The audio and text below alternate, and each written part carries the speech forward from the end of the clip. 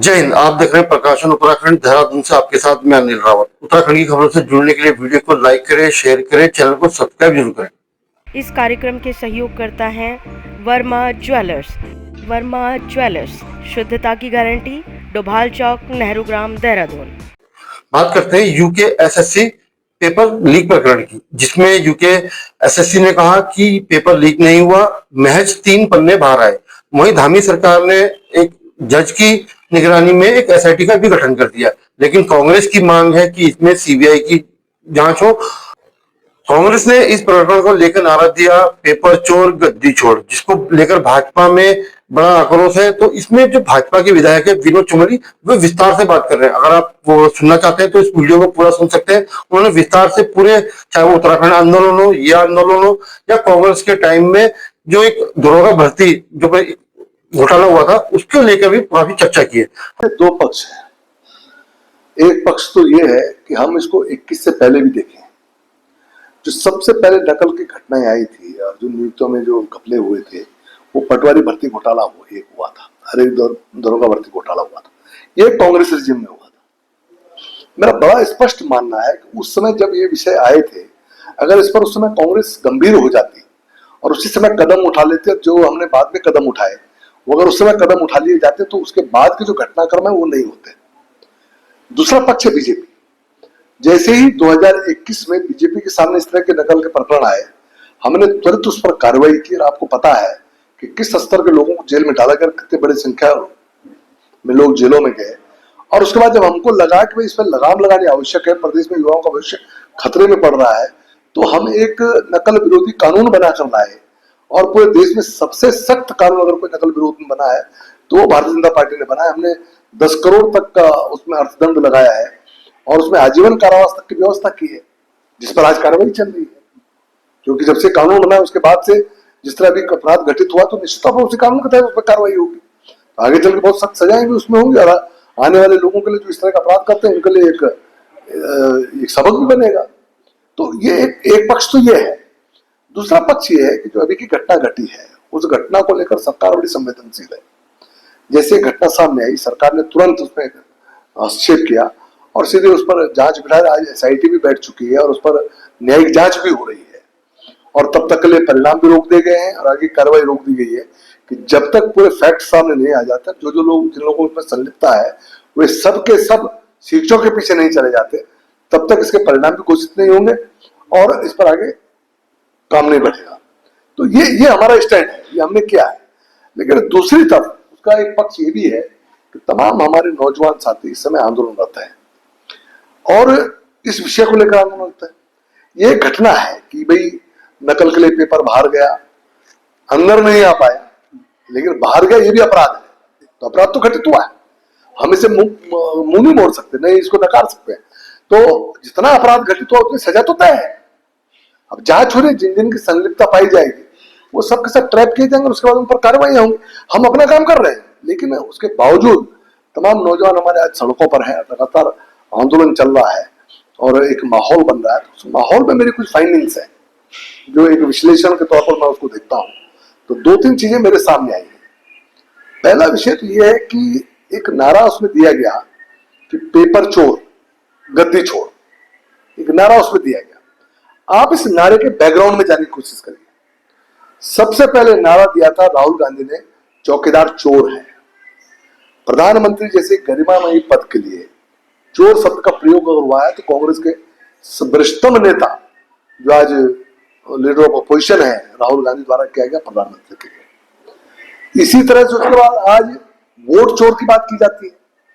अब देखो बिहार में तो बाकायदा रैलियां निकली इसमें, जब वहां पर एसआईआर लागू हुआ तो उसको लेकर एक मुद्दा बनाने की कोशिश की गई और उसमें वोट चोर शब्द का प्रयोग हुआ और यहां पर पेपर चोर शब्द का प्रयोग हो रहा है। तो ये समझना आवश्यक हो जाता है कि ये जो नारा है, ये नारा कहीं न कहीं कांग्रेस की एक परंपरागत नारा बन चुका है। ये कांग्रेस के तरफ से नारा चल रहा है और मैं इसकी पुष्टि इसलिए भी कर रहा हूं कि अभी हरक सिंह रावत जी का मैंने एक बयान सुना फेसबुक पर। उस पर वो कहते हैं कि ये नारा मैंने दिया है। आप चाहे फेसबुक चेक कर लीजिए, अगर कोई नारा हरक सिंह जी दे रहे हैं और वो नारा वहां लग रहा है और जब सूर्यकांत धस्माना जो उपाध्यक्ष उसके वहां जाते हैं और मंच पर जाकर लोगों से नारा लगवाते हैं, तो हमारे लिए सोचना लाजिमी हो जाता है क्या इसके पीछे कांग्रेस है क्या? ये मैं नहीं कह रहा हूं, ये तथ्य बता रहे हैं, ये वहां पर जो कुछ घटित हो रहा है ये वो बता रहा है।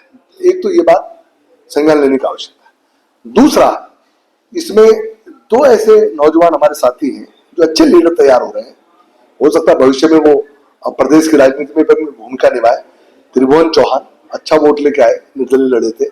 बॉबी पवार हमारा नौजवान है, बढ़िया लड़का है, वो भी अच्छे वोट लेकर आया था। लेकिन मैं कह सकता हूँ ये दोनों के दोनों राजनीति का स्वाद चख चुके, क्योंकि दोनों चुनाव लड़े हुए हैं। और जब एक बार आदमी चुनाव लड़ लेते तो निश्चित तौर पर अपनी जमीन तैयार करने में लगा रहता है। तो कहीं इस आंदोलन के माध्यम से अपनी जमीन तो नहीं तैयार कर रहे। दूसरी राजनीतिक बात ये है, जो राजनीति हो रही है उसी बात कर रहा हूं। तीसरा पक्ष है यूकेडी, उसमें हमारे तमाम कुछ साथी हैं, बहुत अच्छा काम उन्होंने किया। भू कानून में उनके सब्जेक्ट रहे, मूल निवास में उनका सब्जेक्ट रहा, और मैं मानता हूं कि पहाड़ के सरोकारों से जुड़े हुए लोग हैं और मैं पहाड़ के सरोकारों के लिए समर्पित व्यक्ति हूं, तो मैं उस नाते उनको अच्छा मानता भी हूं। लेकिन वो सब यूकेडी के लिए काम कर रहे हैं, यूकेडी के वर्किंग में है। अब जब मैं यूकेडी की बात करता हूं तो यूकेडी को थोड़ा पीछे आपको जाना पड़ेगा। जब उत्तराखंड मूवमेंट चला था तो यूकेडी उत्तराखंड मूवमेंट से जुड़ी रही और उत्तराखंड मूवमेंट का एजेंडा रहा, उत्तराखंड राज्य का निर्माण। लेकिन जो स्वतः स्फूर्त आंदोलन हुआ था 94 के अंदर, उसमें यूकेडी भी थी, लेकिन यूकेडी ही नहीं थी, और भी दल थे, और उस दल के अलावा आम लोग थे। मेरे जैसा व्यक्ति जो भाजपा का कार्यकर्ता था, उस समय पहले भी मैं सभासद रह चुका था, पदाधिकारी था, लेकिन मैं भी उस आंदोलन में सड़कों पर था। और पार्टी ने तो अपना कार्यक्रम लिया ही था, वो एक राजनीतिक कार्यक्रम था, मैं उसकी जिक्र नहीं कर रहा हूं। लेकिन यूकेडी अकेली नहीं थी, बल्कि बहुत सारे दल थे, बहुत सारे राजनीतिक कार्यकर्ता थे जो अन्य दलों से जुड़े हुए थे, जो उस मूवमेंट को लीड कर रहे थे, उस मूवमेंट को लेकर आगे चल रहे थे। तो उस मूवमेंट में यूकेडी ने कहीं ना कहीं अवसर तलाशने की कोशिश की थी उस समय, मैं वो ओपन कह सकता हूं, क्योंकि मैं उन लोगों के पीछे रहता हूं, बात करता हूं। और जब पहला चुनाव हुआ था 2000 के बाद, 2002 में, तो जो उत्तराखंड की जनता है, जितना यूकेडी की भूमिका थी उतने वोट उन्होंने उनको दिया, भूमिका के आधार पर, जितनी जिसकी हिस्सेदारी उतनी उसकी भागीदारी, ये एक बात मैं कह सकता हूं। और आगे भी जब भाजपा की सरकार बनी थी, जब खनौड़ी जी मुख्यमंत्री बने थे, तब भी यूकेडी लोग जीत कर आए थे। बाद में हरीश रावत जी की जब सरकार बनी, विजय पवार सरकार बनी, तब भी यूकेडी के कुछ लोग जीत कर आए। लेकिन परेशानी ये रहती है कि जब तक वो सड़कों पर होता है और आंदोलन करता है, तब तक तो वो जन सरोकारों की बात करता है, तब तक तो यूकेडी की जल जमीन और जंगल की बात करता है। लेकिन जैसे ही वो चुनाव जीतता है, उसके बाद वो सरकार में बैठकर कहीं कहीं अपने अवसर तलाशने लगता है।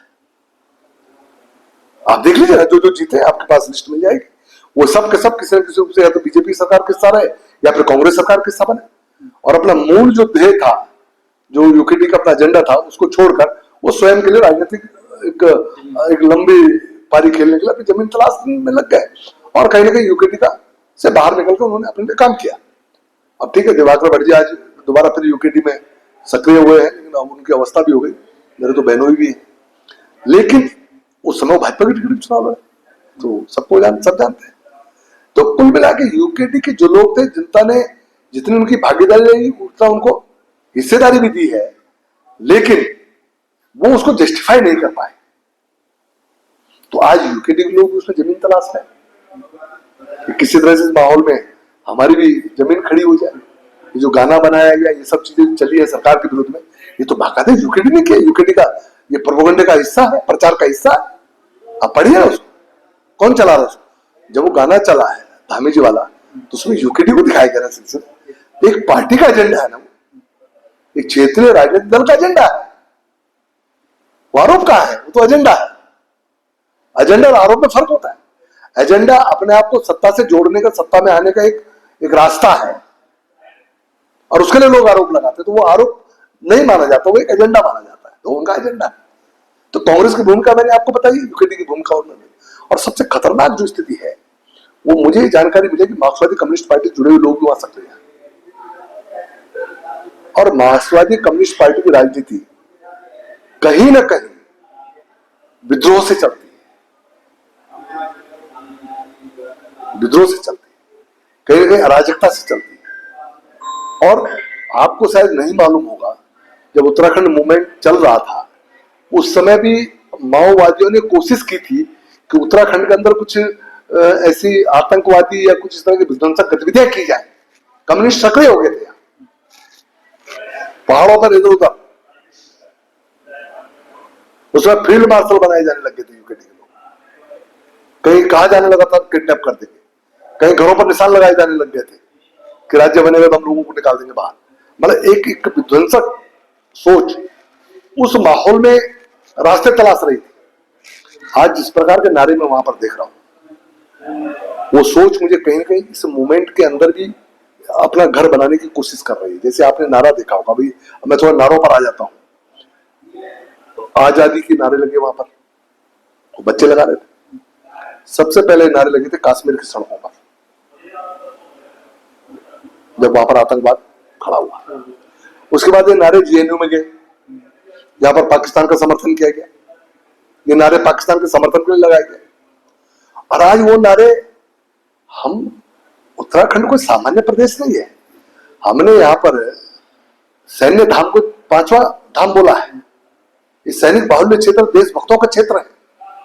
और मेरे परेड ग्राउंड से अगर वो जिहादी नारे लगेंगे, जिहादी कहूंगा मैं उसको, जो कश्मीर की सड़कों से चले, इस तरह के जो जेएनयू में चले, जिसके ऊपर पूरी जांच चली, तो ये नारे अगर मेरे परेड ग्राउंड से लगेंगे, ये देश कहां जाएगा? मेरे बच्चे ही नारे लगाएंगे तो किस दिशा में हो जा रहे हैं? ये बड़ा चिंता का विषय है। मैं खुद इस विषय को एक बड़ा असहज हूं। आखिर ऐसे नारे कैसे लग सकते हैं?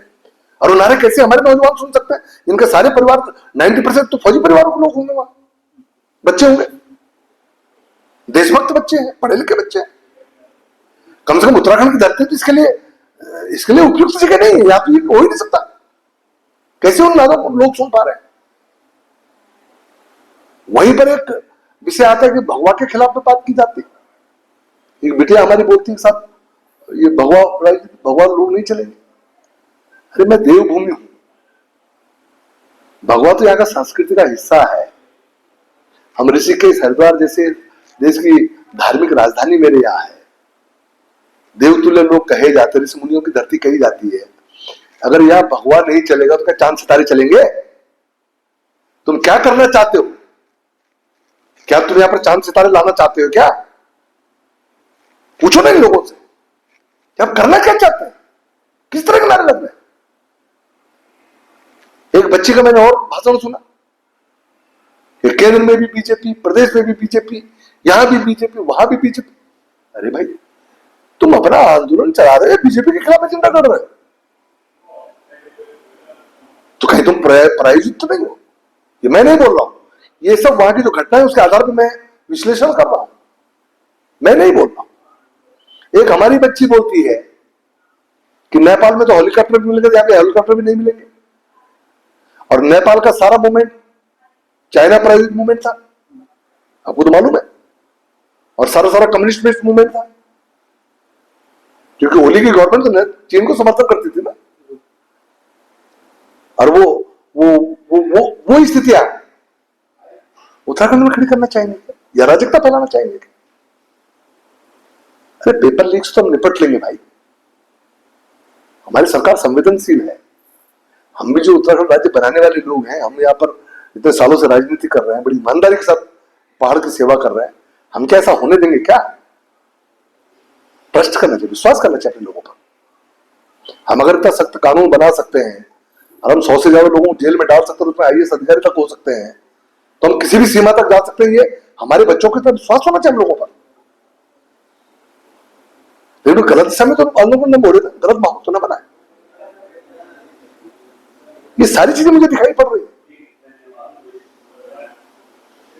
तो मेरा ये आग्रह है कि जो हमारे नौजवान जो पेपर लीक को लेकर असहज हैं, जो चाहते हैं कि व्यवस्थाएं ठीक बने, मैं किसी आंदोलन का विरोध नहीं करता हूं, इसलिए नहीं करता हूं मैं खुद आंदोलन की उपज हूं। और एक समय था, आप लोग तो मुझे आज मिल रहे हैं, जब आंदोलन का दूसरा नाम विनोद चमोली होता था शायद। और आज भी इस उम्र में भी मेरे अंदर आंदोलन जिंदा रहता है। इसलिए आप देखते हैं मैं बहुत लीक सट के कई बार बातें कर जाता हूं। पहाड़ के सरोकारों से मेरा सीधा सीधा संबंध है, मेरा जीवन उसको समर्पित है। लेकिन ये सचेत करना भी हमारी जिम्मेदारी है कि हमारे बच्चे गलत रास्ते न जाए। आप आंदोलन कीजिए, क्या दिक्कत है? लोकतंत्र में आपको स्वतंत्रता है इसकी, आप आंदोलन कीजिए, अच्छा काम कर रहे हैं आप, मैं मना नहीं कर रहा, लेकिन कुछ विश्वास भी तो कीजिए अपने लोगों पर। कम से कम आंदोलन में गलत लोग उसका लाभ उठाकर प्रदेश के अंदर अशांति न फैलाए, आंदोलन गलत दिशा को न चला जाए,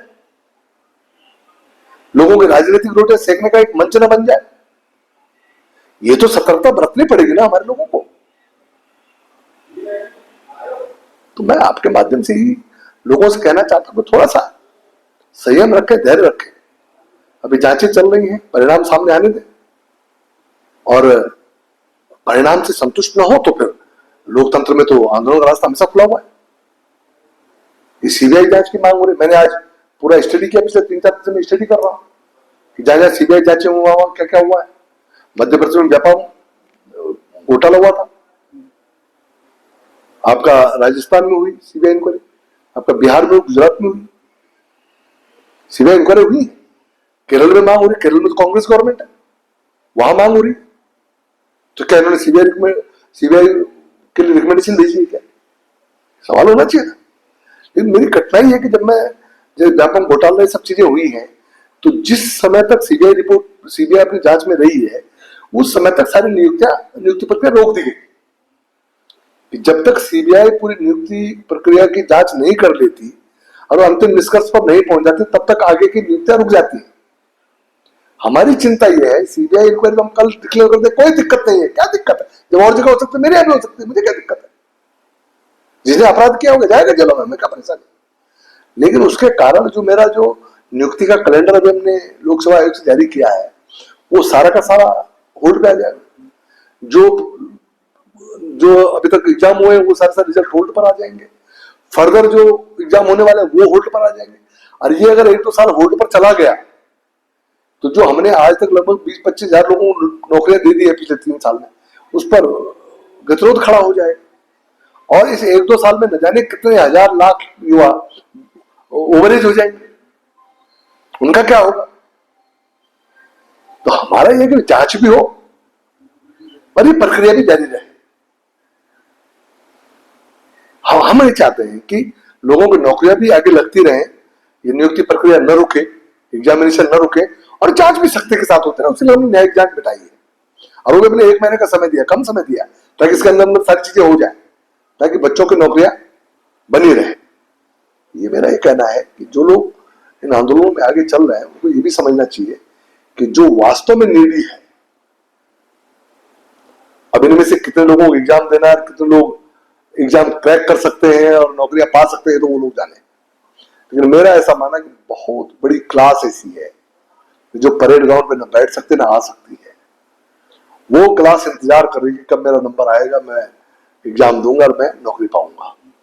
वो 90% बेरोजगार ऐसा, 90% ज्यादा बेरोजगार ऐसा होगा जो इससे विरत है और जो चाहता है कि एग्जाम हो और हमको नौकरियां मिले, जो पढ़ रहे हैं आज, जो मेहनत कर रहे हैं, जो एग्जाम क्रैक कर सकते हैं। तो हमको उनकी भी चिंता करनी चाहिए।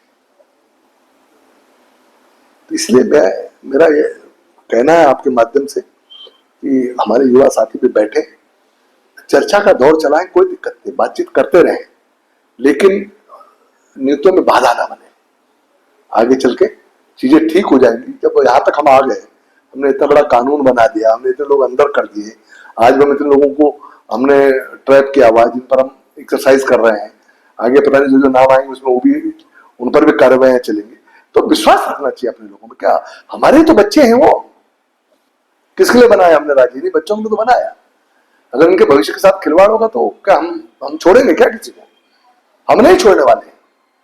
इसलिए इनको थोड़ा विश्वास करें हम लोगों पर, कि हम लोगों को थोड़ा समय दें, और ताकि हम लोग इनके जो भी इनकी।